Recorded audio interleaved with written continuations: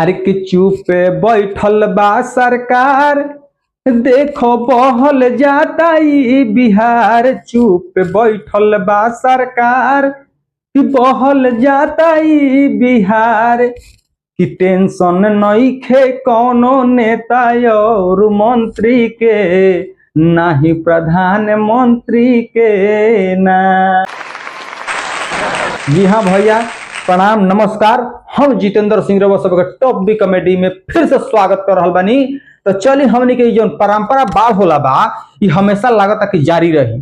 काहे कि जानत नहीं हमनी के जैसे दहेज के परंपरा के जारी रखले बानी जा, वैसे ही बाढ़ों के परंपरा जो बड़ुए लागत कि जारी रही। काहे कि भैया समय पर बिजली आवे या चाहे मत आवे, बाढ़ तो ससुरा एकदम जरूरे आ जाई। बाढ़ आवे से एगो फायदा बा, बाढ़ आवे से एगो ई फायदा बा, हमनी के सब्जी किने के ना पड़ेला। माने दुआरे पर माने हैया मछली छोकली सन, बस जाल लगाई छोटी उठ लगाई आ मछली मारी मार के माने ले जाके बना ली। और दूसरा फायदा ई माने चूरा मीठा के व्यवस्था में तनिको कमी ना होखे। माने चूरा मीठा एकदम माने भरपूर मात्रा में रहुआ मिली। हर की होता विकास ई तो सरकार कहता, हर की होता विकास ई तो सरकार कहता। कि भैया देखो फिर से बिहार दहता, कि भैया फिर से देखो ई बिहार दहता। हर की नेता लोग के टेंशन नइखे, उ लोग तो बिल्डिंग में रहता। हर नेता लोग के टेंशन नइखे, उ लोग बिल्डिंग में रहता। भैया देखो हो फिर से बिहार दहता, भैया देखो हो बिहार दहता।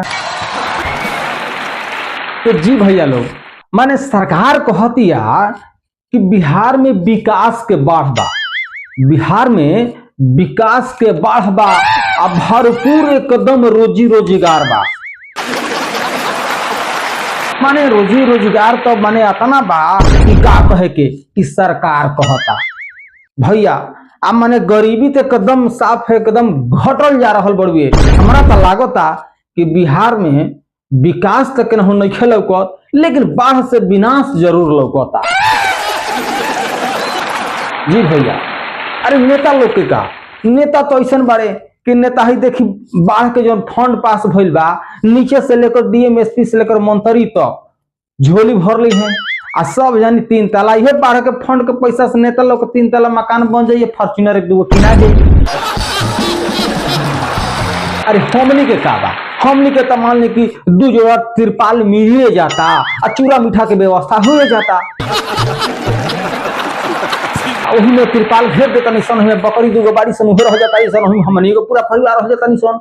अब बस चूरा मीठा जाके रेलवे ढाला पर रहते बनी सन, अब बस खा के सूझ जाएगा बा। अरे हमनी के तो जिंदगी मस्त में बा, का सोचे के बा हमनी के।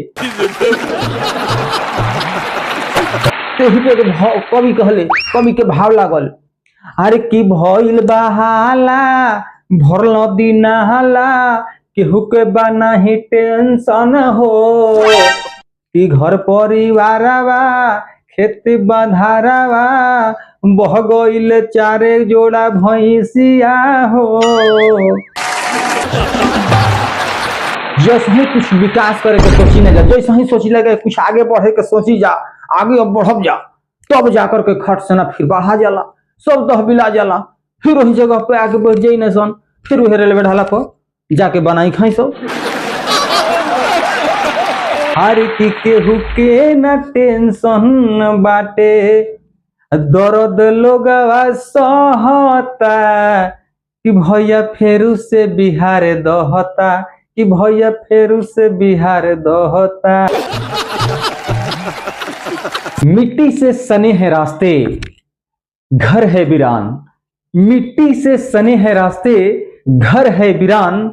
छत पर बैठा इंसान पूछे कहाँ है भगवान। दाने दाने के लिए तरसे लोग, भीगे आंसू से दिन। दाने दाने को तरसे ये लोग, भीगे ये आंसुओं से दिन। ये बाढ़ नहीं, ये सिर्फ जल है, ये तो टूटा है ये मेरा मन। फिर भी हमने आस नहीं छोड़ी, फिर भी हमने आस नहीं छोड़ी। देखिए आज भी जिंदा हैं हम, आज भी जिंदा हैं हम। ये वीडियो रउआ सबके कैसन लागल कमेंट करके जरूर बताइए जा। अगर वीडियो अच्छा लागल हो तो लाइक कर जा और शेयर कर जा। और अगर चैनल पर रउआ सब नया हो खब जा तो चैनल के सब्सक्राइब कर ले जा। कई कैसन ऐसा वीडियो रउआ सब के हम बिछलावत रहब, मजा लेते रही, एंटरटेन करत रही। तब तक जय हिंद।